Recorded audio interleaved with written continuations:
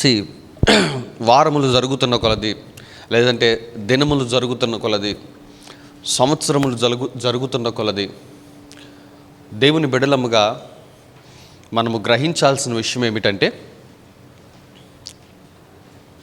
We are moving మనము ముందుకు సాగుతున్నాము అన్న విషయాన్ని మనం గుర్తించాలా. సో ఎందుకు మనము పాత నిబంధన చదవాలి? పాత నిబంధన అయిపోయిందిగా పాస్టర్ గారు, పాత నిబంధన కొట్టివేయబడిందిగా పాస్టర్ గారు, పాత నిబంధన దేవుడు రద్దుపరిచాడు కదా, బట్ అయినప్పటికీ ఎందుకు పాత నిబంధన చదవాలి మనం? ఎందుకంటే పాత నిబంధనలో మీరు చూసేదల్లా ఏంటంటే ఇజ్రాయేల్ ప్రజలు ఐగుప్తు దేశం నుంచి బయటికి రావటం మీరు చూస్తారు. ఇజ్రాయేలీల ప్రజలు ఆ అరణ్య మార్గమున వెళ్ళటం మీరు చూస్తారు. ఇజ్రాయేలీల ప్రజలు ఆ సీనాయి పర్వతం దగ్గరికి వెళ్ళటం మీరు చూస్తారు. ఇజ్రాయేలీల ప్రజలు ఆ హోరు పర్వతం దగ్గరికి వెళ్ళటం మీరు చూస్తారు. ఇజ్రాయేలీల ప్రజలు ఆ ఎరుకో దగ్గరికి వెళ్ళటం మీరు చూస్తారు. ఇజ్రాయేలీల ప్రజలు ఆ యొర్దాను దగ్గరికి వెళ్ళటం మీరు చూస్తారు. ఇజ్రాయేలీల ప్రజలు ఆ మారా దగ్గరికి వెళ్ళటం మీరు చూస్తారు. ఇజ్రాయేలీల ప్రజలు ఆ బండ నుంచి ఏదైతే సమృద్ధి అయిన నీళ్ళు వచ్చాయో ఆ స్థలంకు వెళ్ళటం చూస్తారు. ఎందుకు ఇవన్నీ చదవాలి? ఎందుకంటే ఆనాడు ఇజ్రాయేలీల ప్రజలు ఎట్లాగైతే కదులుతూ ఉన్నారో ఆత్మలోకంలో, ఆత్మ పరిధిలో మనము కూడా ప్రతి దినము, ప్రతి వారము దేవుని వాక్యం విడుదలవుతుండగా మనం ముందుకు సాగుతూ ఉంటాము. అర్థమవుతుందా మీకు ఆ మాట? నువ్వు ప్రతిదినం ఆఫీస్కి వెళ్తావు, నువ్వు ప్రతిదినము ఇంట్లో వంట చేసుకుంటూ ఉంటావు, నువ్వు ప్రతిదినము అదే ఇంట్లో ఉంటావు. బట్ నీ ఆత్మలోకంలో నీకు అనుగ్రహించబడిన ఆత్మీయ నడకలో యూఆర్ మూవింగ్. కొన్నిసార్లు నువ్వు కదులుతున్నావు అన్న విషయము నీకెట్లా అర్థమవుతుందంటే సడన్గా అప్పుడు దాకా బాగానే ఉంటుంది, సడన్గా మారా అనుభవం నీ జీవితంలోకి వస్తుంది. సడన్గా ఎండిపోయిన జీవితంలాగా కనపడుతుంది. అదే పోయిన సంవత్సరంతో బాగుంది, ఈ సంవత్సరం ఇది డ్రైగా ఉంది అంటే ఏంటో తెలుసా? నువ్వు మారా అనుభవంలోకి వెళ్ళావు. సడన్గా నువ్వు ఒక చిన్న రాతి దగ్గరికి వెళ్ళినట్టు ఉంటుంది. ఆ రాయిలోంచి నీళ్లు సమృద్ధిగా వస్తాయి. అరే అసలు ఇంత సమృద్ధి ఎట్లా వచ్చింది? అసలు ఈ చిన్న ఉద్యోగంలో ఇంత సంపాదించవచ్చా? ఈ చిన్న వ్యాపారంలో ఇంత సంపాదించవచ్చా? What happened? అది రాయి చిన్నదే, కానీ నువ్వు ఎక్కడికి వెళ్ళావు తెలుసా? రాయిలోంచి నీళ్లు ప్రవాహముగా మారే స్థలంలోకి వెళ్ళావు. సడన్గా నువ్వు ఎర్ర సముద్రం దగ్గరికి వెళ్తావు, పెద్ద సమస్య వస్తుంది, కానీ ఆ ఎర్ర సముద్రము పాయలై ఆ సంవత్సరం నువ్వు దాటుకుని ముందుకు వెళ్తావు. What happened? ఎర్ర సముద్రము చీలింది. అందుకే నువ్వు పాత నిబంధన చదవాలి. ఎందుకంటే పాత నిబంధనలో దేవుని బిడ్డలు ఎట్లాగైతే నడుచుకుంటూ వెళ్ళారో నీవు కూడా నడుస్తూనే ఉన్నావు. ఈ ఉదయకాల సమయంలో నువ్వు ఇంకొక స్టేషన్లోకి అడుగు పెట్టావు, నువ్వు ఇంకొక ప్లేస్లోకి అడుగు పెట్టబోతున్నావు. హల్లెలూయా. ఐఎమ్ వెరీ ష్యూర్ ఈ ఉదయకాల సమయంలో దేవుడి మాటలు, ఎందుకంటే ఇజ్రాయేల్ ప్రజలు ప్రతిసారి దేవుడి యొక్క స్వరము, దేవుని యొక్క మేఘము వారి మీద చెత్తబడి ఇక ముందుకు వెళ్ళండి అన్నప్పుడు వాళ్ళు బయలుదేరేవాళ్ళు. దేవుడి స్వరం ఆగిపోతే వాళ్ళు కూర్చుంటారు అంతే. అది ఎన్ని రోజులైనా సరే, ఎన్ని వారాలైనా సరే.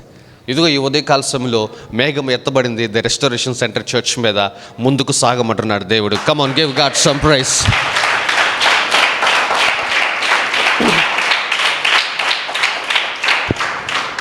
అర్థమవుతుందా మీకు? ఇప్పుడు కీర్తనలు 110 మొదటి వచనము. ప్రభువు నా ప్రభువుతో సెలవిచ్చిన వాక్కు, నేను నీ శత్రువులను నీ పాదములకు పీఠముగా చేయు వరకు నా కుడి పార్శ్వమున కూర్చుండుము. చాలు. ప్రభువు నా ప్రభువుతో సెలవిచ్చిన వాక్కు. ప్రభువు పెద్ద అక్షరములు రాయబడి ఉన్నదా అంటే తండ్రి అయిన దేవుడు నా ప్రభువు. ఎవరు? యేసుక్రీస్తు ప్రభువారు. దావీదు రాస్తున్న మాటలు ఏంటంటే ప్రభువు నా ప్రభువుతో సెలవిచ్చిన వాక్కు. అంటే ఇది దేవుడు మానవుడితో చెప్తున్న మాట కాదు, కానీ దేవుడు తన కుమారుడితో మాట్లాడుతున్న మాట. మనకెందుకు రాశాడు దేవుడు? మనకెందుకు వినిపించాడు? మనము చదువుకోవటానికి కొరకు ఎందుకు దాన్ని లేఖనమును ముద్రించాడు? అంటే ఏదో అందులో మనకు సంబంధించిన విషయం కూడా ఉంటుంది. ఎందుకంటే అపోస్తలుడైన పౌలు అంటాడు, నేను పరదేశికి వెళ్ళినప్పుడు వచింప సఖ్యము కాని మాటలు విన్నాను, అది నరులు మాట్లాడకూడదు అని చెప్పి అంటాడు. అంటే దైవత్వంలో మాట్లాడే మాటలు మనుషులముగా శరీరంలో ఉన్న మనం మాట్లాడకూడదు. అలాంటి దైవత్వంలో ఉన్న మాటలను లేఖనంలో రాయించాడంటే ఇది సంథింగ్ మనకి రిలేటెడ్ అయి ఉంటుంది, ఇది మనకు సంబంధించిన విషయం కూడా అయి ఉంటుంది. అర్థమవుతుందా మీకు ఆ మాట?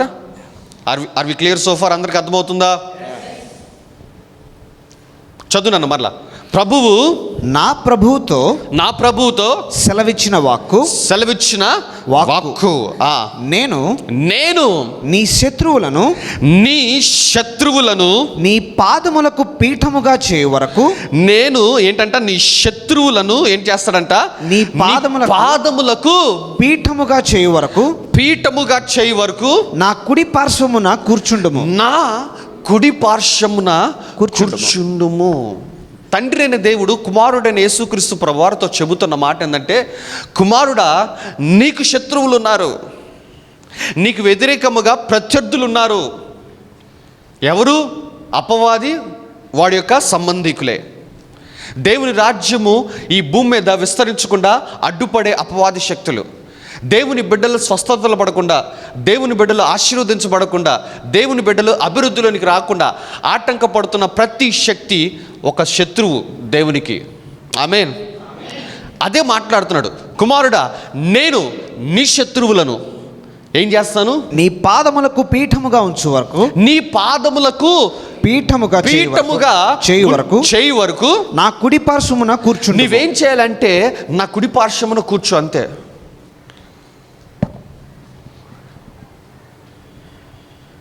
కుడి పార్శ్వము అన్నాడు, ఎడమ పార్శ్వము కాదు. You SIT at my right hand side. నీవు నా కుడి పార్శ్వము సైడు నువ్వు కూర్చో. నువ్వు కూర్చుంటే నేనేం చేస్తానంటే నీ యుద్ధాలు నీవు చేయాల్సిన పని లేదు, నేను చేస్తాను. నీ యుద్ధ భూమిలోనికి, నీ పోరాటాల్లోనికి దేవుడిగా నేను అడుగుపెట్టి నీ శత్రువులను, ఎవరైతే నీ రాజ్యానికి వ్యతిరేకముగా అడ్డుపడుతున్నారో, ఎవరైతే నీ బిడ్డలు స్వస్థతలు పడకుండా, విడుదల పొందుకోకుండా, ఆశీర్వదించబడకుండా, అభివృద్ధి చెందకుండా, ఎవరైతే నీ నామము ప్రకటించనీయకుండా, ఏదేదైతే ఈ భూమి మీద నీ శత్రువుగా పనిచేస్తుందో వాటన్నిటితోటి నువ్వు వ్యవహరించమాక, ఇట్ ఈజ్ మీ, నేను వ్యవహరిస్తాను, నేను నీ పోరాటాలు చేస్తాను.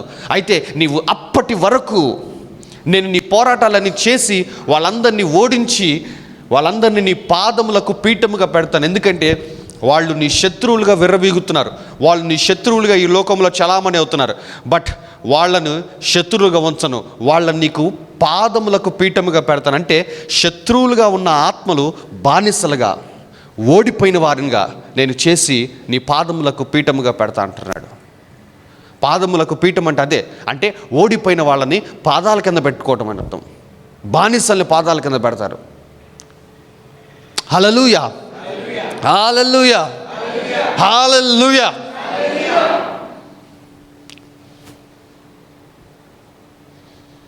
నాకు ఆ మాట భలే నచ్చింది.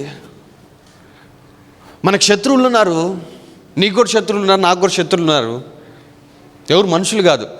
సేమ్ ఇంత మనం చెప్పుకున్నట్టుగా మన ఆశీర్వాదానికి అడ్డుపడుతున్నవి, మన అభివృద్ధికి అడ్డుపడుతున్నవి, మన ప్రమోషన్స్కి అడ్డుపడేవి, మన ఉద్యోగాలకు అడ్డుపడేవి, మన జీవితంలో జరగాల్సిన శుభకార్యాలు జరగనివ్వకుండా అడ్డుపడే ప్రతిదీ మనకు శత్రువే. ఈ ఉదయకాల సమయంలో దేవుడు నీతో కూడా చెబుతున్న మాట ఏంటంటే, కుమారుడా, నీ యుద్ధ భూమిలోనికి నేను అడుగు పెడతానంటున్నాడు. కమాన్, గివ్ గాడ్ సమ్ ప్రైజ్, కమాన్.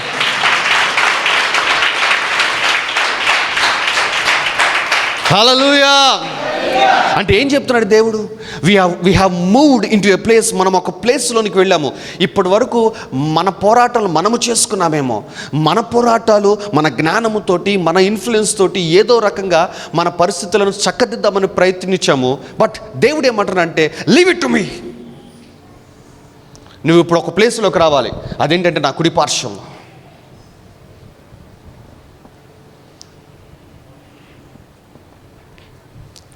హల్లెలూయా. కుడి పార్శ్వమును కూర్చుండుము అంటున్నాడు దేవుడు. ఏమి నేర్పిస్తుంది ఆ కుడి పార్శ్వం అంటే, దేవుడు మన కొరకు యుద్ధములు చేయువాడు అని ఒక సత్యాన్ని, ఒక ప్రత్యక్షతను నేర్పిస్తుంది. ఈ ఉదయకాల సమయంలో దేవుడు అదే చెప్తున్నాడు. మీ యుద్ధాలు, మీ పోరాటాలు ఆయన చేస్తా అంటున్నాడు. నీ భర్త మారు మనసా, పోరాటం ఆయన చేస్తా అంటున్నాడు. నీ బిడ్డల జీవితాల పోరాటములు ఆయన చేస్తా అంటున్నాడు. ఉద్యోగముల పోరాటములు ఆయన చేస్తా అంటున్నాడు. ఆర్థిక అభివృద్ధి పోరాటములు ఆయన చేస్తా అంటున్నాడు. స్వస్థత పోరాటములు ఆయన చేస్తా అంటున్నాడు. ఏదైతే నీకు పోరాటముగా అనిపిస్తుందో, ఏదైతే అది నీ దగ్గరకు రాకుండా నువ్వు తరచు ఓడిపోతున్నావో, ఏదైతే నీకు శత్రువుగా మారిపోయిందో, ఆ ప్రతి దాంతో దేవుడు ఈ దినమున చెబుతున్న మాట ఏంటంటే, I will step in to your battle field, నేను నీ యుద్ధ భూమిలోనికి అడుగు పెడతాను అన్నాడు.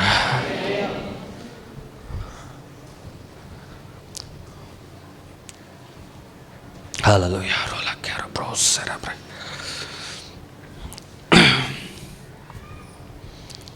దేవుడు యుద్ధ భూమిలోకి అడుగు పెడతాం. పాస్టర్ గారు, ఎట్లా పాస్టర్ గారు దేవుడు మన యుద్ధాలు చేసేది ప్రార్థన వల్ల అంటారా?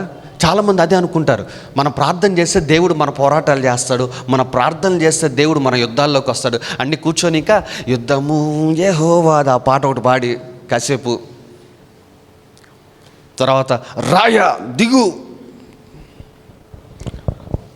అని కాసేపు అరిచి ప్రార్థన చేస్తారు. చాలామంది అనుకుంటారు మన ప్రార్థన దేవుని మన పోరాటాల్లోకి తీసుకుని వచ్చిద్ది అని అనుకుంటారు. కానీ that is the biggest trap. అదే ఒక పెద్ద ట్రాప్. అక్కడ చిక్కబడిపోయి ఉన్నారు జనాలు. అంటే ప్రార్థన చేయకూడదా? ఎస్, ప్రార్థన చేయడం మంచిదే, కాదనటం లేదు. దేవుణ్ణి అడగటం మంచిది. అయ్యా నా పోరాటాలు నువ్వు చేయయ్యా, నా పోరాటాలు నేను చేయలేకపోతున్నాను, నువ్వు చేయి అని అడగటం మంచిదే. బట్ అది మాత్రమే సరిపోతుందా అంటే నో. యేసుక్రీస్తు ఎట్లా ఎక్కడ కుడిపార్శ్వంలోనికి ఒకసారి ఆలోచించాలి మనం. యేసుక్రీస్తు ప్రార్థన చేసి కుడిపార్శ్వంలోకి అడుగు పెట్టాడని ఆలోచించాలి. హెబ్రీయులకు రాయబడిన పత్రిక 12వ అధ్యాయం, హెబ్రీయులకు రాయబడిన పత్రిక 12వ అధ్యాయం 2వ వచనం నుంచి 4వ వచనం వరకు చదవమ్మా. మనము కూడా ప్రతి భారమును సులువుగా అది అక్కడి నుంచి చదవాలి. మనము కూడా ప్రతి భారము చాలా జాగ్రత్తగా వినండి అమ్మా. కుడి పార్శ్వమున ఎట్లా కూర్చున్నాడు యేసుక్రీస్తు అనేది వివరిస్తాను. అదే మనకి కూడా వర్తిస్తుంది. నీ పోరాటాలు, నీ యుద్ధాలు దేవుడు చెయ్యాలి అంటే నీవు కుడి పార్శ్వమును కూర్చోవాలి. కుడి పార్శ్వమును ఎట్లా కూర్చోవాలో నేను మీకు బోధిస్తాను. కుడి పార్శ్వమును కూర్చున్న తర్వాత దేవుడు యుద్ధము ఎట్లా చేస్తాడో కూడా బోధిస్తాను. ఈ ఉదయకాల సమయంలో దేవుడు ఎట్లా యుద్ధము చేస్తాడు, ఎట్లా యుద్ధంలోనికి అడుగు పెడతాడు, ఈ 2 విషయాలు నేను బోధిస్తాను. సో దట్ అది మీకు చాలా హెల్ప్ఫుల్గా ఉంటుంది మీ పోరాటాలు చేయడానికి. చదవమ్మా 2వ వచనము. మనము కూడా ప్రతి భారమును సులువుగా చిక్కులు పెట్టు పాపమును విడిచిపెట్టి విశ్వాసమునకు కర్తయు దానిని కొనసాగించువాడును అయిన యేసు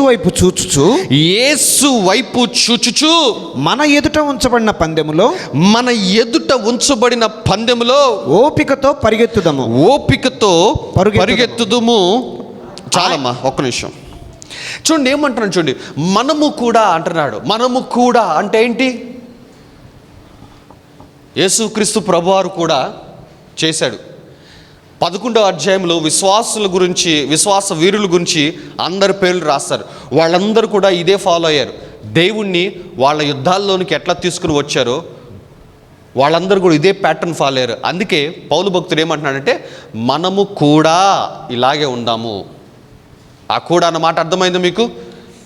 మనకొక్కడికి చెప్తున్న ప్రత్యక్షత కాదు. మన పితరులైన వారు 11వ అధ్యాయంలో చాలామంది విశ్వాస వీరులు ఉంటారు. యుద్ధాలు చేసిన వాళ్ళు, రాజ్యాలు గెలిచిన వారు, దేవుడి కోసం నిలబడిన వాళ్ళు. వీళ్ళందరూ దేవుణ్ణి వాళ్ళ యుద్ధాల్లోనికి, వాళ్ళ పోరాటాల్లోనికి, వాళ్ళ శ్రమంలోనికి ఎట్లా తీసుకుని వచ్చారంటే ఈ విధముగానే. అదే మనకి నేర్పిస్తున్నాడు అపోస్తలుడైన పౌలు. మనము కూడా ఏం చేయాలంట? ప్రతి భారమును సులువుగా చిక్కులు పెట్టు పాపమును విడిచి పెట్టాలి. నంబర్ 1 థింగ్,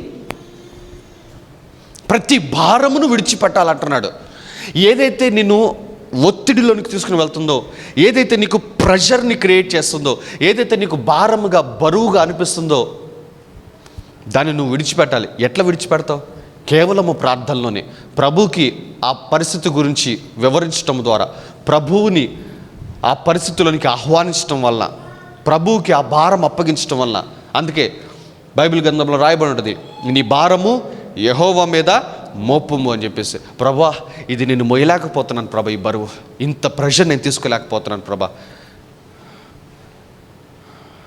ఇది నువ్వు తీసేసుకో అని కేవలము విశ్వాసంతో ఆ మాట చెప్పటం వలన వాట్ విల్ హ్యాపెన్ ఏంటంటే ఆ భారమును విడిచిపెడుతున్నట్టు దాని అర్థము. సులువుగా చిక్కులు పెట్టు పాపం నుంచి విడిచిపెట్టాలంట. ఈ 12వ అధ్యాయం 2వ వచనంలో మనకు ఒక సత్యం నేర్పిస్తుందమ్మా. ఏంటి ఆ సత్యం అంటే, నీ నోరు ప్రార్థనలో తెరవాలి, నీ నోరు జనాల ముందు మూసుకోవాలన్న విషయం చెప్పింది. ప్రతి భారం ఎట్లా విడిచిపెడతాము? ప్రార్థనలో నోరు తెరిచి ప్రార్థన చేస్తూ విడిచిపెడతాం. సులువుగా చిక్కులు పెట్టే పాపం ఏంటి తెలుసా? ఇదే. మనం మన ఫ్రెండ్ సర్కిల్తో కూర్చున్నప్పుడు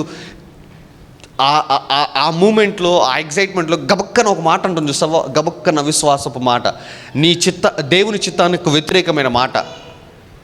సడన్గా ఆ మాటల్లో నేను ఇన్వాల్వ్ అవటం వలన అదే సులువుగా చిక్కులు పెట్టే పాపం అంటే. అందుకే నేను 2 వారాల క్రితం చెప్పాను, దావీదు ఈ రీతిగా ప్రార్థన చేశాడు, భక్తిహీనులు నా ఎదుట ఉన్నప్పుడు నా నోటికి నేను చిక్కం పెట్టుకుంటాను, దేవా నా నోటికి కాపుదల ఉంచడం నాకు నేర్పించు అని చెప్పేసి. సులువుగా చిక్కులు పెట్టే పాపం అంటే ఇదే. నరహత్య కాదు, వ్యభిచారం కాదు, దొంగతనాలు కాదు. సులువుగా అంటే ఈజీగా పాపంలో పడిపోయేది ఎట్లా అంటే మన మాటల వలన. అందుకే 12వ అధ్యాయం 2వ వచనం ఏం చెప్తుందంటే, నీ నోరు ప్రార్థనలో తెరవాలి, నీ నోరు ప్రజల ముందు మూసుకోవాలి. అప్పుడేమవుతుందంటే ప్రతి భారమును విడిచిపెడతాము, సులువుగా చిక్కులు పెట్టే పాపం నుంచి తప్పించబడతాము. అర్థమవుతుందన్నమాట. Yes, continue చేయమా. ప్రతి భారమును సులువుగా చిక్కులు పెట్టి పాపమును విడిచిపెట్టి విశ్వాసమునకు కర్తయు. ఏం చేయాలంట? విశ్వాసమునకు కర్తయు, దానిని కొనసాగించువాడును అయినా, దాన్ని కొనసాగించువాడైనా యేసు వైపు చూచుచు మన ఎదుట ఉంచబడిన పందెములో ఓపికతో పరిగెత్తాలి. కంటిన్యూ చేయి. ఆయన తన ఎదుట ఉంచబడిన ఆనందము కొరకై, ఆయన అంట ఎవరు? యేసుక్రీస్తు ప్రభువు గురించి మాట్లాడుతున్నాడు. ఆయన తన ఎదుట ఉంచబడిన ఆనందము కొరకై అవమానమును నిర్లక్ష్యపెట్టి. దేన్ని నిర్లక్ష్యపెట్టాడు? అవమానమును నిర్లక్ష్యపెట్టాడు. సిలువను సహించి. దేన్ని సహించాడు? సిలువను సహించి దేవుని సింహాసనము యొక్క కుడి పార్శ్వమున ఆసీనుడై ఉన్నాడు. ఇప్పుడు అర్థమైందా? కుడి పార్శ్వం ఎట్లా ఆసీనులు అవ్వాలో మనం? యేసుక్రీస్తు ఎట్లా ఆసీనుడై అన్నాడు? ఓన్లీ కూర్చొని ఆ గెత్సేమనే తోటలో, ప్రభా తీసుకెళ్ళి ప్రభా నీ కుడి పక్కన కూర్చోబెట్టుకో ప్రభా అన్నాడా? మరి ఎట్లా నువ్వు అడుగుతావు దేవుణ్ణి, అయ్యా నా పోరాటాలు నువ్వు చేయయ్యా, ఇదిగో నేను విశ్రాంతి తీసుకుంటున్నాను? No. Only prayer doesn't engage God in our battles. కేవలము ప్రార్థన దేవుణ్ణి మన పోరాటాల్లోనికి తీసుకొని రాదు.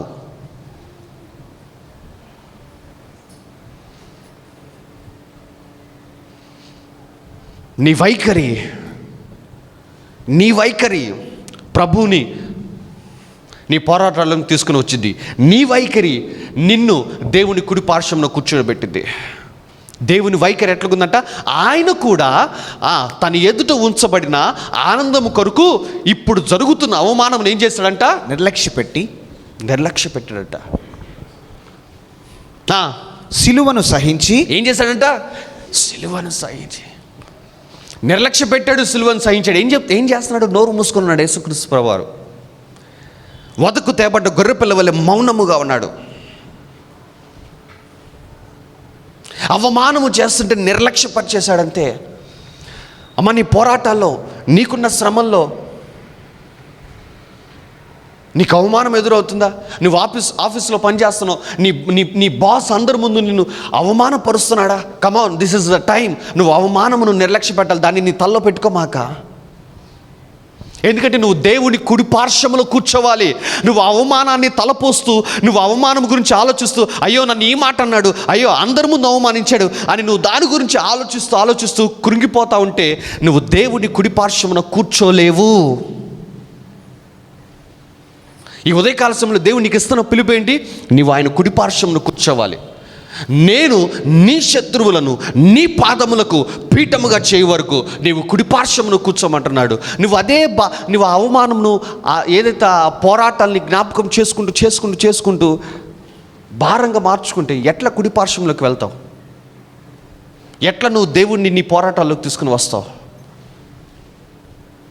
అందుకే అన్నాడు ఆ వచనము స్టార్టింగ్లోనే, మనము కూడా ప్రతి భారమును విడిచిపెట్టాలి. మనము కూడా యేసుక్రీస్తు ప్రభువారు అదే చేశాడు. మన ముందున్న పితరులు 11వ అధ్యాయంలో రాయబడిన విశ్వాస వీరులందరూ అదే చేశారు. ఈ రోజున నువ్వు నేను కూడా అదే చేయాలి. నా మాటలు అర్థమవుతున్నాయా? ఈ ఉదయకాల దేవుడు పిలిపిస్తున్నాడు, నా కుడి పార్శ్వమున కూర్చో. వా, అంటే ఎంత గొప్ప స్థానం అది, ఆయన కుడి పార్శ్వంలో కూర్చోటం. అంత గొప్ప స్థానం అంత ఈజీగా రాదు. అంత గొప్ప స్థానంలోనికి యేసుక్రీస్తు వెళ్ళటానికి ఏం చేశాడంట? తన ఎదుట ఉంచబడిన ఆనందము కొరకు, ఏంటి ఆనందము? కుడి పార్శ్వములో కూర్చోవటం. ఆ ఆనందము కొరకు ఏం చేశాడంట? అవమానమును నిర్లక్ష్యం చేసి, అంతేగాని నన్ను అవమానిస్తాడా, నేను దేవుని కుమారుణ్ణి కదా.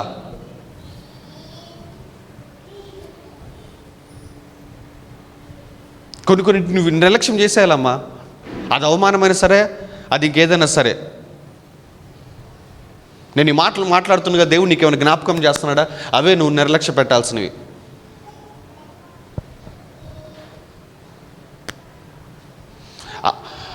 ఆనందముకు మునుపు అవమానము, సియోనుకు మునుపు సిలువ ఉంది. తన ఎదుట ఉంచబడిన ఆనందము కొరకే అవమానము నిర్లక్ష్యపరిచాడు. సియోనుకు వెళ్ళక మునుపు సిలువను సహించాడు. కచ్చాట్లో ఒక మాట చెప్పాలంటే, నువ్వు ఆ కుడి పార్శ్వంలోనికి ఎట్లా ఎక్కి కూర్చుంటావు అంటే, నీకు గనక ఓర్పు ఓపిక అన్న క్లాస్లో నువ్వు పిహెచ్డి చేస్తే నువ్వు ఆ కుడి పార్శ్వంలో కూర్చుంటావు. అంటే నోరు మూసుకుని ఉంటావు. ఇంతకు నేను చెప్పాను చూసావా, దేవుని ఎదుట నోరు తెరవాలి, ప్రజల ముందర నోరు మూసుకోవాలి. మీరందరూ వాటిలో పిహెచ్డి చేయాల్సిందే. అంటే ఏంటి? నువ్వు నీ క్రియలను ఆపేసేసి నువ్వేదో నీ పరిస్థితులను చక్కదిద్దుదామని, నువ్వేదో నీ పరిస్థితులతో నువ్వు వ్యవహరిద్దామని, నువ్వేదో అట్లా చేసుకొని ఇట్లా చేసుకొని వాళ్ళతో మాట్లాడుకుని వీళ్ళతో మాట్లాడుకుని అది చేసి ఇది చేసి ఏదో నువ్వు సెట్ చేద్దాం అనుకుంటున్నావా? ఏమీ వద్దు.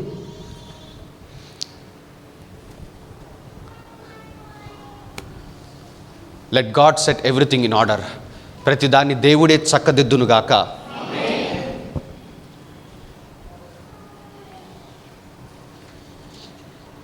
ఎట్లా కూర్చునంట? ఆయన కూడా తన ఎదుట ఉంచబడిన ఆనందము కొరకై అవమానమును నిర్లక్ష్యపరిచాడు. సిలువను సహించి దేవుని సింహాసనం యొక్క కుడిపార్శ్వమున ఆసీనుడై ఉన్నాడు. దేవుని సింహాసనం యొక్క కుడిపార్శ్వమున ఆసీనుడై కూర్చున్నాడంట. అంటే దేవుని సింహాసనపు కుడిపార్శ్వమున ఆసీనుడు అవ్వటానికి యేసుక్రీస్తు ప్రభువారు కొన్నిటిని నిర్లక్ష్యపరిచాడు, కొన్నిటిని సహించాడు. అంతేగాని ఎక్కడ మాట్లాడినట్టు అక్కడ ఆ లేఖనము చెప్పటం లేదు.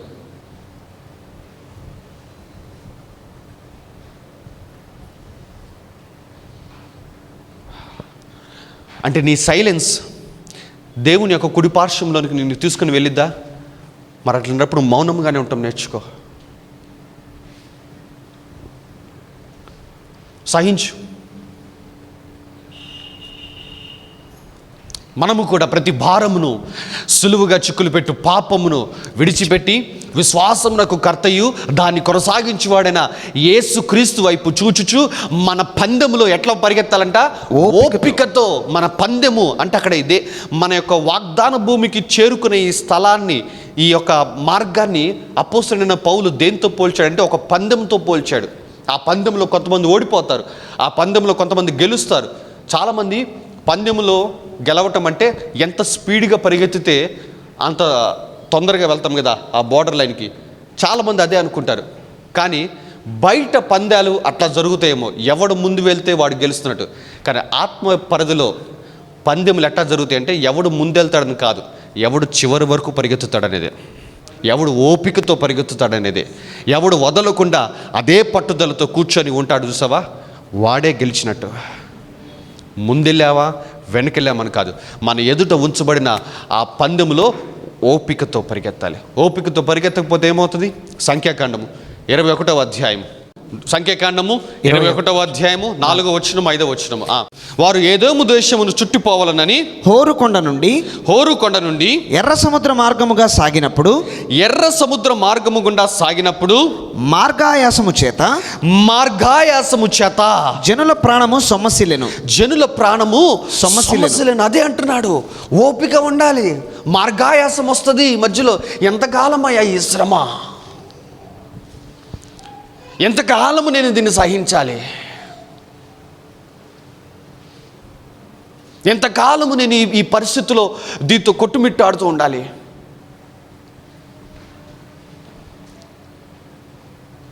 మార్గాయాసం వచ్చేస్తుంది మధ్యలో. మన పితరులకు వచ్చేసింది అదే.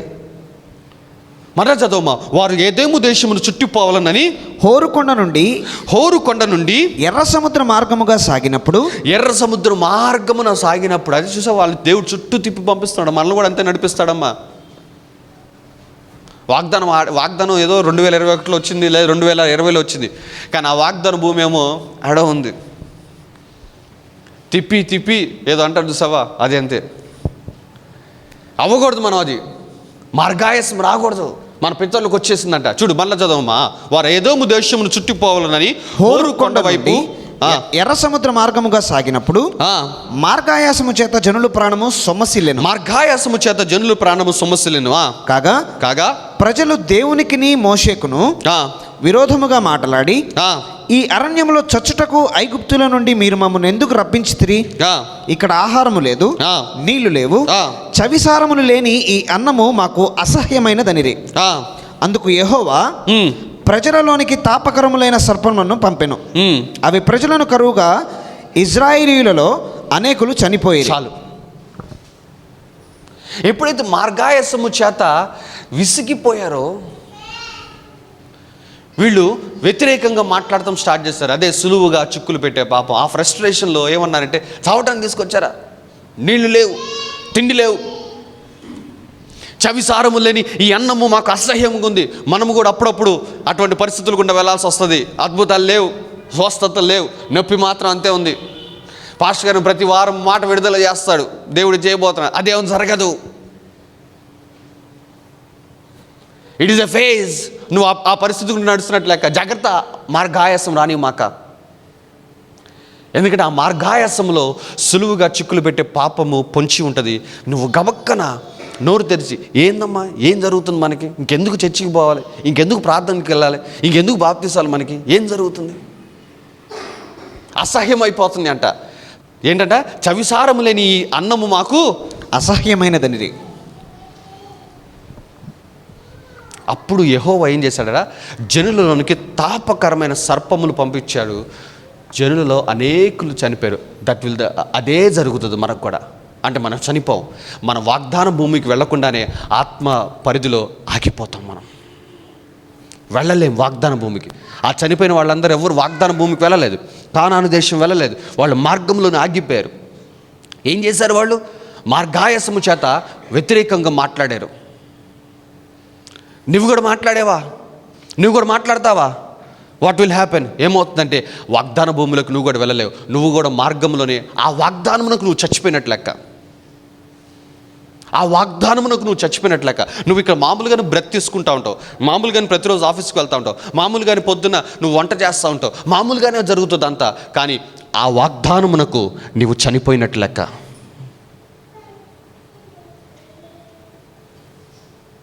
ఎందుకంటే వాళ్ళు మార్గాయాసము చేత మాట్లాడినప్పుడు ఆ వాగ్దాన భూమికి వీళ్ళని చనిపోయినట్టుగా చేశాడు దేవుడు. అదే జరుగుతుందమ్మా. అందుకేమంటున్నాడు దేవుడు 12:2 మనము కూడా ప్రతి భారమును విడిచిపెట్టి, సులువుగా చిక్కులు పెట్టి పాపమును విడిచిపెట్టి, విశ్వాసమునకు కర్తయు దాన్ని కొనసాగించువాడైన యేసు క్రీస్తు వైపు చూచుచు మన పందెములో ఓపికతో పరిగెత్తాలి. ఓపికతో ఓర్చుకో. చాలా చాలా పవర్ఫుల్ థింగ్ అమ్మ ఓర్చుకోవటం అంటే. నేను దాని గురించి మాట్లాడుతాను తర్వాత. మన ఓపికలో ఉండే శక్తి మామూలు శక్తి ఉంటుంది తెలుసా. నువ్వు అనుకుంటావేమో, అరే నోరు మూసుకుని ఉంటే అవతల వాడు వీడేం చేతగానే ఉంటారా, మాట్లాడటం లేదు, వీడేం చేయటం లేదు, వీడు చేతగా నడిపాడు, ఏమో చేతకంది అయిపోయింది, వీళ్ళేం చేయలేనోళ్ళు అని ప్రజలందరూ అనుకుంటారేమో అని చెప్పి నువ్వు అనుకుంటున్నావు. కానీ నీ ఓపికలో, నీ ఓర్పులో దేవుడు నీలో నుంచి శక్తిని బయటకు తీసుకొస్తాడమ్మా. ఆ శక్తి రాజులను సైతము అనగగొట్టగలదు.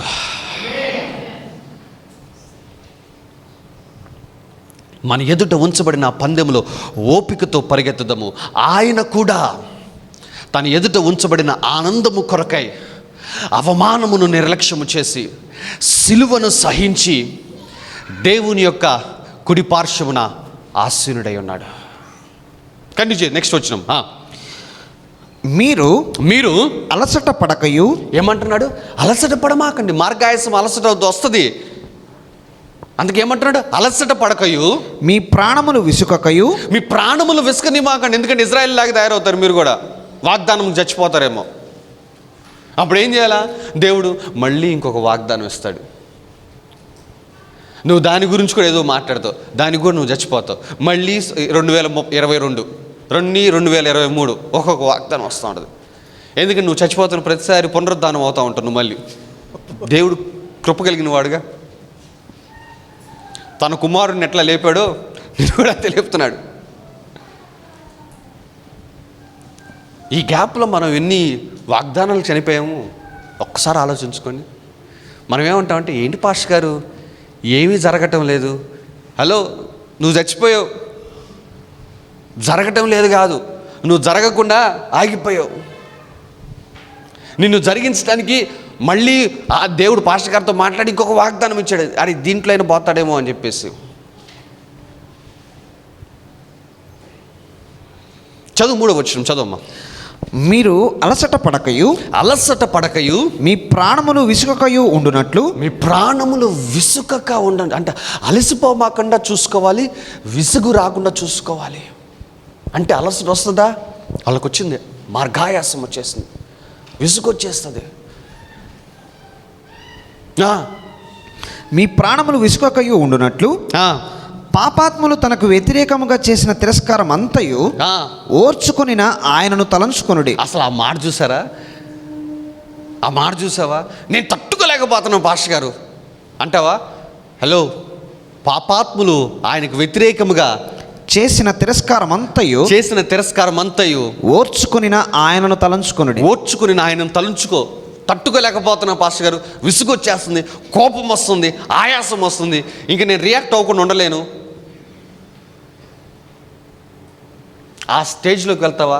ఒక్కసారి దేవుని జ్ఞాపకం చేసుకో. అందుకే 2వ వచనంలో అన్నాడు, విశ్వాసమునకు కర్తయు దాన్ని కొనసాగించేవాడని యేసు వైపు చూస్తూ ఓపికతో ఉండండి అని చెప్పేసి. ఎందుకు? ఆ 3వ వచనంలో మాట్లాడుతున్న మాట చూడు. పాపాత్ములంట ఆయనకు వ్యతిరేకముగా చేసిన తిరస్కారం అంతయు ఓర్చుకున్నాడంట. ఓర్చుకున్నాడు. పాపాత్ములు ఆయన్ని శోధించారు. నీ ఆఫీస్లో నీ బాసులు నిన్ను శోధిస్తున్నారేమో, నువ్వు చేసే పనుల్లో నీ కొలీగ్స్ నిన్ను శోధిస్తున్నారేమో, నీ ఇంట్లో నీ బంధువులు వాళ్ళు నిన్ను శోధిస్తున్నారేమో. కమాన్, పాపాత్ములు ఆయనకు చేసిన తిరస్కారం అంతయు ఓర్చుకున్నాడు. ఎందుకు? ఈయన ఓర్చుకోకపోతే కుడి పార్శ్వమున కూర్చోలేడు. ఈయనకు శక్తి లేక కాదు. ఒక్కసారి గాలిని భూమిని సైతము సృష్టించిన వాడు, ఆ సముద్రం మీద తుఫాను రేగగా గాలిని గద్దించగానే సముద్రము నిమ్మలమైపోయింది. అటువంటి శక్తి కలిగిన వాడు, పంచభూతములను సైతము తన వాక్కు చేత అనపగలిగిన వాడు, రేపగలిగిన వాడు, అటువంటి శక్తి ఉన్నవాడు ఆ దినమును ఏం చేస్తున్నాడంటే ఓర్చుకుంటున్నాడు. నువ్వు కూడా వాగ్దానం ఉన్నవాడవు, నువ్వు కూడా దేవుణ్ణి కలిగి ఉన్నవాడవు, నీవు కూడా పరిశుద్ధాత్మ అభిషేకము కలిగి ఉన్నవాడవు. కానీ ఓర్చుకోవటం నేర్చుకో. తట్టుకోలేకపోతున్నాడంటే దేవుని తలుచుకో. ఒక్కసారి ఈ వచనం తలుచుకో. పాపాత్ములు ఆయనకు చేసిన తిరస్కారం అంతయు ఓర్చుకుని. చదువు నా ఎంత బ్యూటిఫుల్ వర్డ్, ఎంత బలమునిస్తున్న మాట. నీకు బలం వస్తుందో లేదో కానీ నాకైతే చాలా బలం వస్తుంది ఆ మాట చదువుతున్నప్పుడు. ఏదన్నా పరిస్థితులు జరగనప్పుడు, ఏదైనా ప్రార్థనలకు జవాబులు ఆలస్యం అవుతున్నప్పుడు, ఏదైనా పరిస్థితులంతా ఇదైపోతున్నప్పుడు, ఇంకా తట్టుకోలేకపోతాను. చూస్తావా, నేను వచ్చేస్తాను, నేను ఇంట్లోంచి బయటకు వచ్చేసి బండి మీద తిరగటం, లేక చర్చిలో కూర్చొని ఉండిపోతా, అంతే. భలే బాధ వేస్తుంది. నేను అప్పుడు చేసే పని ఇదే. సిలువను ఒకసారి మళ్ళీ ధ్యానిస్తాను. నేను చేసే పని ఇదే, సిలువను ధ్యానిస్తాను నేను. మీకు ఒక విషయం సార్, అప్పుడప్పుడు నేను అట్లాంటి టైంలో ప్యాషన్ ఆఫ్ క్రైస్ట్ సినిమా చూస్తూ ఉంటాను. యూట్యూబ్లో ఉంటుంది కదా. ఎందుకు కొన్నిసార్లు చదువుతున్నా కానీ ఆ ప్రెషర్ ఏమవుతుందంటే దాంట్లోకి వెళ్ళలేకపోతాం మనం. అప్పుడు ఏం చేస్తాం? మైండ్ డైవర్ట్ అవ్వటం కోసం వేరే జునేది అదే చూస్తా. పాపాత్ములు ఆయనకి చేస్తున్న తిరస్కారం అంతయు ఓర్చుకునిన, గాలిని సముద్రమును సైతము నిమ్మలపరిచిన దేవుడు, చనిపోయిన లాజర్ని కుళ్ళు పెట్టిపోయిన ఆ శవాన్ని లేపిన దేవుడు, శూన్యములో సృష్టిని చేసిన దేవుడు, అంత శక్తి సంపన్నుడు ఏం చేస్తానంటే ఓర్చుకుంటున్నాడు. ఓర్పులో ఓర్చుకోవటంలో గొప్ప శక్తి ఉంది, గొప్ప శక్తి ఉంది. చదువమ్మా, కంటిన్యూ చేయమ్మా. పాపాత్ములు తనకు వ్యతిరేకంగా చేసిన తిరస్కారం అంతయు ఓర్చుకుని ఆయనను తలంచుకునుడి. ఆయన అమ్మ అసలు ఈ మాటను మీరు ఇంటికి లేక మీ టీవీల మీద కానీ ఇంట్లో రాసుకున్నాం, ఆయన తలంచుకుందాం. అప్పుడు ఎక్కడ లేని బలం వస్తుంది, ముందుకెళ్ళిపోవచ్చు మనం. చదువుమా. మీరు పాపముతో పోరాడుటలో రక్తము కారునంతగా ఇంకా దానిని ఎదిరింపలేదు. పెద్దను అనుకుంటున్నాగా అసలు ఇది తట్టుకోలేకపోతుంది. హలో, మీరు పాపము అనగా అక్కడ నౌన్, నామవాచకం అంటే ఏంటి? నామవాచకాలు దేనికి వాడతారు? వ్యక్తికి, స్థలానికి. అక్కడ పాపము వర్బు కాదు. వర్బు అంటే తెలుగులో ఏంటి? క్రియారూపకంలో జరిగే పాపం గురించి రాలా, నౌను వాడింది అక్కడ. అంటే నామవాచకం వాడారు. అంటే ఏంటి? వ్యక్తులకు వాడే పదం అది, లేదా స్థలాలకు వాడే పదము. వ్యక్తి ఎవరు? అక్కడ పాపము దేంతో పోల్చాడు? సాతాను.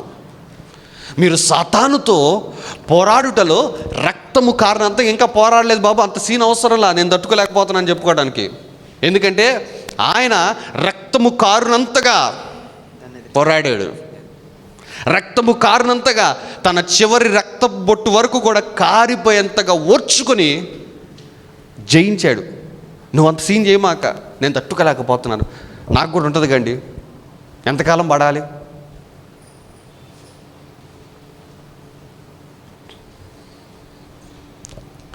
ఇట్లాంటి అన్ని థాట్స్ వస్తున్నాయి, ఇట్లాంటి అన్ని ఆలోచనలు వస్తున్నాయి. ఎంతకాలం పడాలి? ఇంక నేను తట్టుకోలేను, నేను మాట్లాడేస్తాను, ఏదైతే అది అయిపోయింది, అవసరమైతే రిజైన్ చేసేస్తాను, ఏదైతే ఏదైపోయింది. ఇదన్నీ ఏంటో తెలుసా? మార్గాయాసము. ఆ మార్గము నీకు ఆయాసము కలగజేస్తుంది, నీ ప్రాణములను విసిగిస్తుంది. విసిగిపోమాక. పాపాత్ములు తనకు చేసిన తిరస్కారమంతయు ఓర్చుకునిన నీ ప్రభువు, నా ప్రభువు అయిన యేసుక్రీస్తు ప్రభువాన్ని జ్ఞాపకం చేసుకో. అప్పుడు ఏమవుతుందంటే నువ్వు దేవుని కుడి పార్శ్వమున కూర్చుంటావు. ఇప్పుడు అర్థమైంది మీకు? దేవుని కుడి పార్శ్వమున ఎట్లా కూర్చోవాలంటే, ఓర్చుకొనిన వాడే, ఓర్పు కలిగిన వాడే, సహనము కలిగిన వాడే, సహించగలిగిన వాడే ఆయన కుడి పార్శ్వమున కూర్చోగలడు. అంతేగాని ప్రార్థన చేసిన వాడు కాదు.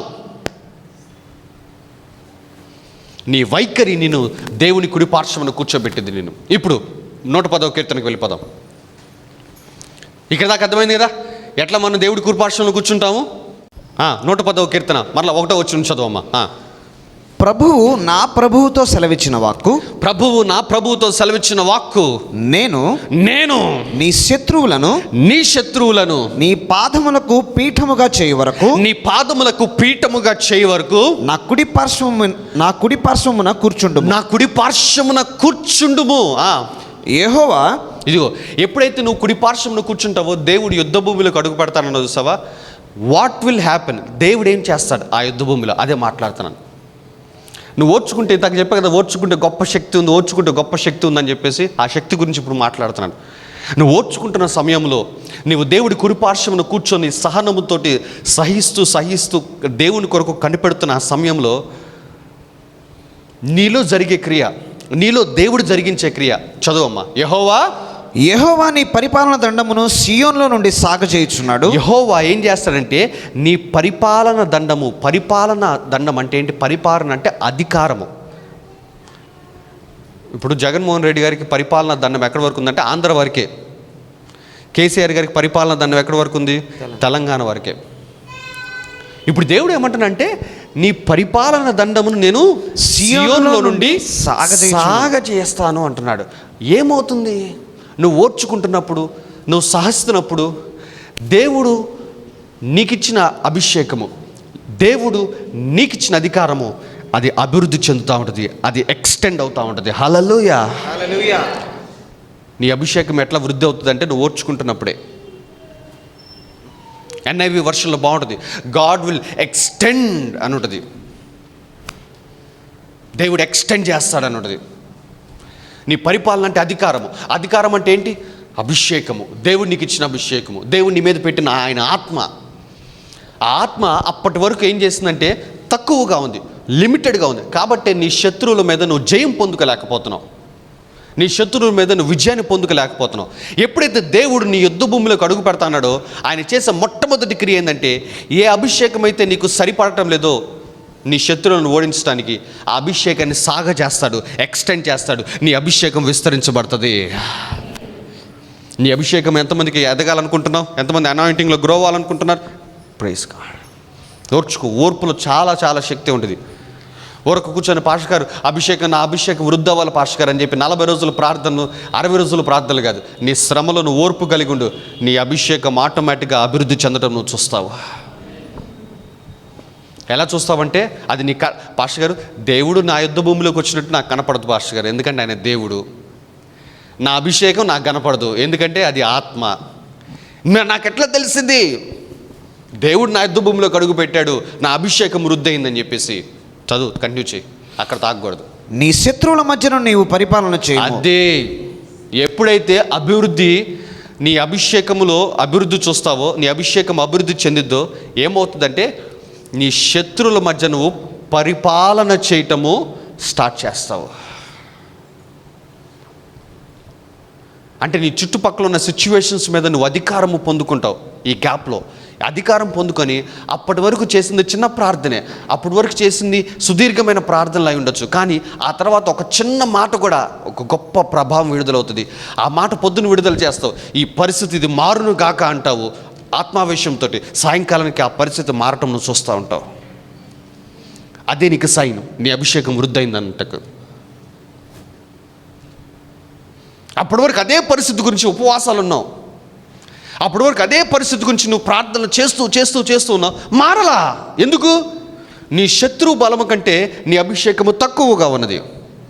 కానీ నువ్వు ఓర్చుకుంటూ సహిస్తూ ఉన్నప్పుడు, దేవుడు నీ యుద్ధ భూమిలో అడుగు పెట్టినప్పుడు ఆయన చేసే మొట్టమొదటి పని ఏంటంటే నీ అభిషేకాన్ని అభివృద్ధి చేస్తాడు. అప్పుడు అభిషేకంతో నువ్వు చేసే ఒక్క నిమిషం ప్రార్థన అయినా సరే, ఒక్క చిన్న మాట అయినా సరే, దాని రిజల్ట్స్ నువ్వు చూస్తూ ఉంటావు. ఆటోమేటిక్గా పరిస్థితులు మారుతూ ఉంటాయి. నువ్వు అనుకుంటున్నావు, అబ్బా 6 నెలల నుంచి జరగని పరిస్థితి కొంచెం విడుదల కలుగుతున్నట్టుందిరా అని అనిపిస్తూ ఉంటుంది.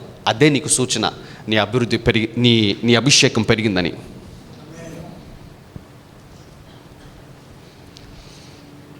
నీకు లోబడని పరిస్థితులు నీకు లోబడుతున్నాయంటే నీ అభిషేకం వృద్ధైనట్టే, నువ్వు అభిషేకంలో ఎదిగావని అర్థము. నీ శత్రువుల మధ్య నువ్వు పరిపాలన చేస్తావంట. ఎప్పుడైతే అభిషేకం అభివృద్ధి అవుతో నీ పరిపాలన దండం సాగ చేయబడుతుంది. హల్లెలూయా, హల్లెలూయా. కంటిన్యూ చేయనా. యుద్ధ సన్నాహ దినమున నీ ప్రజలు ఇష్టపూర్వకముగా వచ్చెదరు. యుద్ధ సన్నాహ దినమున, అసలు అబ్బా యుద్ధ సన్నాహ దినమునంట ఏంటంట? నీ ప్రజలు ఇష్టపూర్వకముగా వచ్చెదరు. నీ యవనస్తులలో శ్రేష్ఠులు పరిశుద్ధాలంకృతులై మంచు వలె అరుణోదయ గర్భములో నుండి నీ యొద్దకు వచ్చెదరు. అసలు చూడండి ఏం మాట్లాడుతుంది. అభిషేకము వృద్ధి అవుతుందంట. అభిషేకం వృద్ధి అవుతే నువ్వు పరిపాలించడం స్టార్ట్ అవుతుంది. నీ జీవితంలో మార్పు నువ్వు చూస్తూ ఉంటావు. ఆ మార్పు ఎప్పుడైతే నువ్వు చూస్తున్నావా, ఇట్ ఈజ్ ఎ సైన్ అమ్మా, నీ అభిషేకం వృద్ధి అయినట్టు. నీ శత్రువుల మధ్య నువ్వు పరిపాలించడం నువ్వు చూస్తావు. పాస్టర్ గారు ఎట్లా పాస్టర్ గారు? ఎప్పుడైనా జరిగిందా పాస్టర్ గారు? కీర్తనలు 23కి వెళ్ళండి ఒకసారి. 23వ కీర్తన 5వ వచనం చదువు ఒకసారి. 23వ కీర్తన 5వ వచనం. దావీదు యొక్క జీవితంలోంచి మనం ఉదాహరణ చూసుకుందాము. తన అభిషేకం వృద్ధైనప్పుడు తను పరిపాలించడం ఎట్లా స్టార్ట్ చేసాడో చూద్దామా. నా శత్రువుల ఎదుట, అప్పటి వరకు శత్రువులు ఈయన మీద ఉన్నారు, కానీ ఇప్పుడు ఒక సిచ్యువేషన్ జరుగుతుంది అక్కడ. నా శత్రువుల ఎదుట నీవు నాకు భోజనము సిద్ధపరచుదువు, నూనెతో నా తల అంటి ఉన్నావు. అది ఎప్పుడైతే అభిషేకం ఆయన మీదకి వచ్చిందో, లేదంటే క్రొత్త అభిషేకం ఆయన మీదకి వచ్చిందో, ఏమైందంట? శత్రువుల ఎదుట దేవుడు భోజనం ఏర్పాటు చేయటం చూస్తున్నాడు. అదే పరిపాలించటం అంటే. అంటే శత్రువుల ముందు నువ్వు ఆశీర్వదించబడతా ఉంటావు, పరిస్థితులు నీకు లోబడతా ఉంటాయి. ఒకప్పుడు ఒక వ్యక్తి దగ్గరికి వెళ్ళిపోయి చేతులు కట్టుకున్నావు, ఇప్పుడు ఆ వ్యక్తి వచ్చి నీ దగ్గరికి వచ్చి సహాయం అడుగుతూ ఉంటాడు. ఆ రోజున దావీదుని తన కుటుంబం అంతా, నేను మీకు చాలాసార్లు చెప్పాను, తన కుటుంబం అంతా హేయముగా చూస్తుంది, తన అన్నదమ్ములందరూ హేయముగా చూశారు. అవమానమును నిర్లక్ష్య పెట్టాడు, సిలువను సహించాడు, దేవుని కుడి పార్శ్వమున కూర్చున్నాడు. ఏమైంది? దేవుడు సమూయేలు ద్వారా యుద్ధభూమిలోకి అడుగు పెట్టాడు. నూనెతో ఆయన తల అంటాడు, శత్రువుల మధ్య భోజనం ఏర్పాటు చేశాడు. గట్టిగా చప్పట్లు కొట్టి దేవుని నామమున మహిమపరుద్దాం. హల్లెలూయా! అర్థమైందా మీకు ఆ మాట?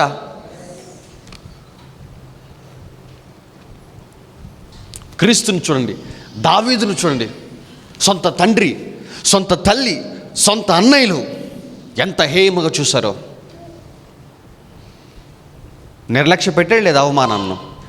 మరి నీకేం బాధ చెప్పు? లేదు పాస్టర్ గారు, భలే వెధవయ్యి గోలు మనకి భలే తెలుసా.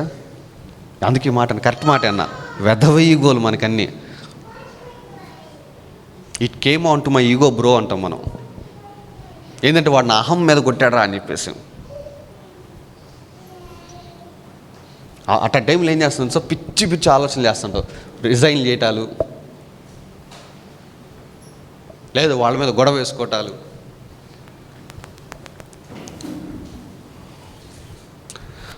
పగ తీర్చుకుంటా దేవుని పని, నీ పని కాదు. నువ్వు దేవుడువా? నువ్వు పగలు తీర్చుకోవడానికి ఆయనకు వదిలేసే. అవమానమును నిర్లక్ష్యపెట్టు, సిలువను సహించు. పాపాత్ములు తనకు వ్యతిరేకముగా చేసిన తిరస్కారమంతయు ఓర్చుకొనిన ఆయనను తలంచుకో. మన పితరుడైన దావీదును తలంచుకో. బలం పొందుకుంటావు, కొత్త బలంతో. సరే ఇంకా అంటావు మాటలు అను, ఇంకా దాడి చేస్తావా చెయ్యి అంటావు. ఏం జరుగుతుంది? నువ్వు ఓర్చుకుంటున్న దేవుడు చూస్తూ ఉంటాడు. తన కుడి పార్శ్వములోనికి నిన్ను తీసుకొని వెళ్తాడు. తన కుడి పార్శ్వంలో నిన్ను పెట్టి నువ్వు ఉండాల్సిన స్థలంలో ఆయన అడుగు పెడతాడు. దావీదు ఓర్చుకున్నాడు. ఎంత బాగుంటుంది చూడు. రానే వచ్చింది ఒక దినమున సమూయేలు ఇంటికి వచ్చాడు తైలపు బుడ్డి తీసుకొని. Anointing waiting for him. అభిషేకం ఎదురు చూస్తుంది దావీదు కొరకు. తైలపు బుడ్డి తీసుకుని వచ్చి, యెష్షయి నీ 7 కుమారులు ఇక్కడ ఉన్నారా అంటే, అయ్యా ఇంకా కడసారి వాడున్నాడు, వాడు గొర్రెలు కాసుకుంటున్నాడు, పిలువు, అతడు ఇక్కడికి వచ్చే వరకు మనము కూర్చుందుము అంటాడు. దావీదు వస్తున్నప్పుడు అక్కడ ఒక చక్కటి మాట రాయబడుతుంది తెలుసా. దావీదు అట్లా లోపలికి వస్తుండగా సమూయేలు లేచి అనుంటుంది. దేవుడు సమూయేలు ద్వారా వచ్చాడు. ఎప్పుడైతే ఓర్చుకునినవాడు, సహిస్తున్నవాడు, భారము భరిస్తున్నవాడు లోపలికి వస్తుంటే దేవుడు తన సింహాసనం మీద నుంచి లేచిన ఫీలింగ్ వస్తుంది తెలుసా మీకు. చదువుదాం ఒకసారి మాట. సమూయేలు, మొదటి సమూయేలు గ్రంథము 16వ అధ్యాయము 11వ వచనం నుంచి. నీ కుమారులందరూ ఇక్కడనున్నారా? నీ కుమారులందరూ ఇక్కడున్నారా అని యెష్షయిని అడుగగా అతడు ఇంకను కడసారి వాడున్నాడు, ఇంకా కడసారి వాడున్నాడు, అయితే వాడు గొర్రెలను కాయచున్నాడని చెప్పాడు. అందుకు సమూయేలు, నీవు వాణ్ణి పిలిపించుము, అతడి ఇక్కడికి వచ్చే వరకు మనము కూర్చుందుము. See, God waiting for Samuel. అతడు ఇక్కడికి వచ్చే వరకు మనము కూర్చుందుము. ఎక్కడికి వచ్చే వరకు? అతడు కుడి పార్శ్వమునకు వచ్చే వరకు. దావీదు ఆ ఇంట్లోకి అడుగు పెడుతున్నారు అనుకుంటున్నారా మీరు? నో. దావీదు కుడి పార్శ్వములకు అడుగు పెడుతున్నాడు. అనాయింటింగ్ అక్కడ ఎదురు చూస్తుంది, అభిషేకం అక్కడ ఎదురు చూస్తుంది. అతడు ఇక్కడికి వచ్చే వరకు మనము కూర్చుందుమని యెష్షయితో చెప్పగా అతడు వాని పిలువనంపించి లోపలికి తోడుకొని వచ్చెను. అతడు ఎర్రని వాడు, చక్కని నేత్రములు కలిగిన వాడు, చూచుటకు సుందరమైన వాడును అయి ఉండెను. అతడు రాగానే నేను కోరుకున్నవాడు ఇతడే, నీవు లేచి. అబ్బా, దేవుడు సమూయేలుకు చెబుతున్న మాట ఏంటంటే, ఏయ్ లేచి నిలబడి అంటున్నాడు. నువ్వు వెళ్ళగానే ఫర్ సపోజ్ అనుకుందాం, ఒక ఎమ్మెల్యే లేచి నిలబడితే నీ ఫ్రెండ్స్ అందరూ అరే ఏంటి అంత వాల్యూ ఇస్తున్నాడు అంటారు లేదా? అక్కడ నిలబడుతుంది ఎవరో తెలుసా? సమూయేలు, ఆ దేశపు ప్రవక్త.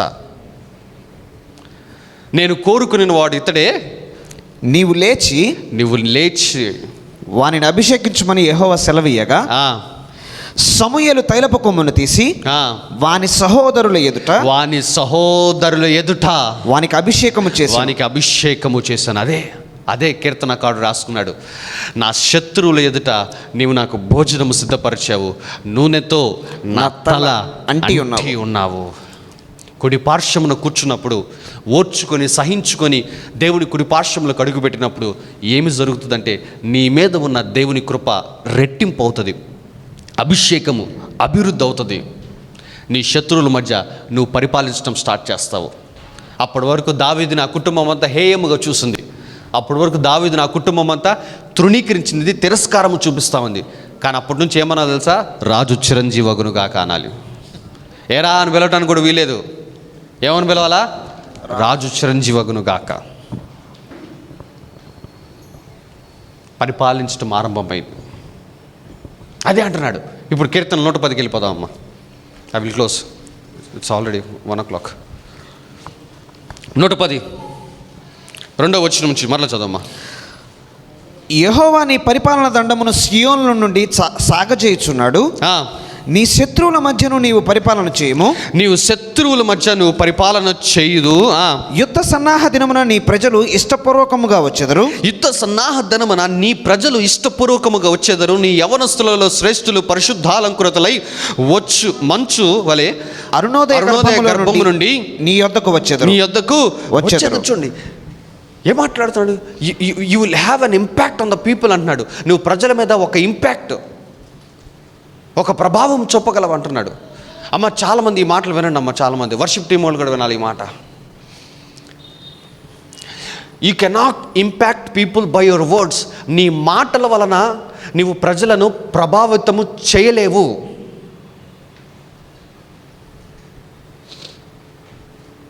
దేవుడు నాతో మాట్లాడిన మాటలు ఈ మాటలు చాలా కాలం క్రితట దేవుడు నాకు నేర్పించి, నేను అనుకున్నాను నేను మాటలు చెప్తే ప్రజలు రక్షించబడతారేమో, నేను మాట్లాడితే ప్రజలు రక్షణలోనికి వస్తారు, మందిరంలోనికి వస్తారు అనుకున్నాను. కానీ దేవుడు నాతో మాట్లాడిన మాట ఈ మాట, you cannot impact people by your words అన్నాడు దేవుడు. నీ మాటల వలన నువ్వు ప్రజలను ప్రభావితం చేయలేవాడు. అయ్యా మరి దేంతో నేను ప్రభావితం చేయగలను? నీవు నా యొద్ద వినిన మాటల వలన ప్రజలను ప్రభావితం చేయగలవన్నాడు. You cannot impact people by your words. You can only impact people by what you hear from God. అర్థమవుతుందా మాట? You cannot impact people by your words. You can only impact people by what you hear from God. దేవుని యొద్ద నుంచి నువ్వు వినే మాటల వలనే నువ్వు ప్రజలను ప్రభావితం చేయగలవు. నేను చేశాను, దానికి కారణం ఈరోజు మీరందరూ ఇక్కడ ఉన్నారు. నేను మంచి షుగర్ కోటెడ్ మాటలు మాట్లాడలేదు. నేను మీ ఇంటికి వచ్చేసి రండి రండి రండి అని చెప్పలేదు. నేను నీ దగ్గరికి వచ్చేసి అది చేద్దాం ఇది చేద్దాం అని చెప్పలేదు. No, you are impacted by what I heard from God.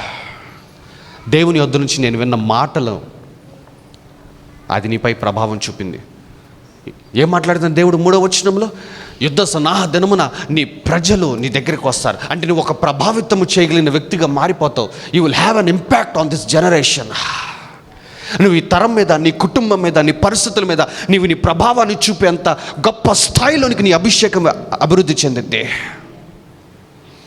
అప్పటి వరకు అసలు నీ పేరు కూడా గుర్తుపట్టరేమో, అప్పటి వరకు అసలు నీకు అసలు సరైన రికగ్నిషన్ ఉండదేమో. అభిషేకం నీ మీదకి వచ్చినప్పుడు ఆటోమేటిక్గా నీలో నుంచి ఇంపాక్ట్ బయటకు వస్తుంది. నీ కుటుంబము నీ మాట వింటది, నీ పరిస్థితులు నీ మాటలు వింటాయి. ప్రజల మీద నీవు నీ ముద్ర వేయగలవు. మరలా చెప్తున్నానమ్మా, you cannot impact people by your words. నీ మాటల వలన నువ్వు ప్రజలను ప్రభావితం చేయలేవు. నువ్వు ఎప్పుడు ప్రభావితం చేయగలవంటే, ఎప్పుడు ఒక వ్యక్తి మీద నీ యొక్క ఇంపాక్ట్ని చూపించగలవంటే, నువ్వు నీ యొక్క రహస్య గదిలో దేవుని యొద్ద కూర్చొని నువ్వు వింటావు చూసావా మాటలు, వింటావు చూసావా అవి.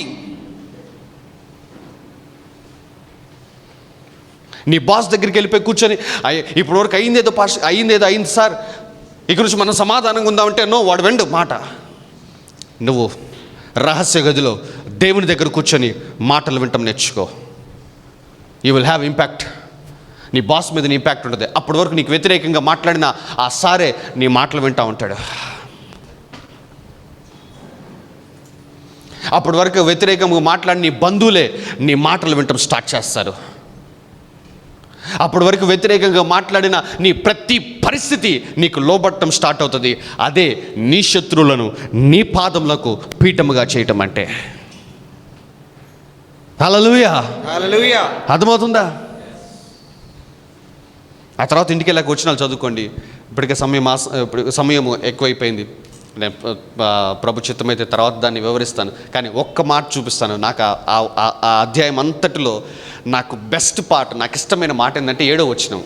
ఆ మాట చదువుకుందాం, లేదా ఒకసారి మొత్తం చదివేసుకుందాం. ఒకసారి చదవమ్మా.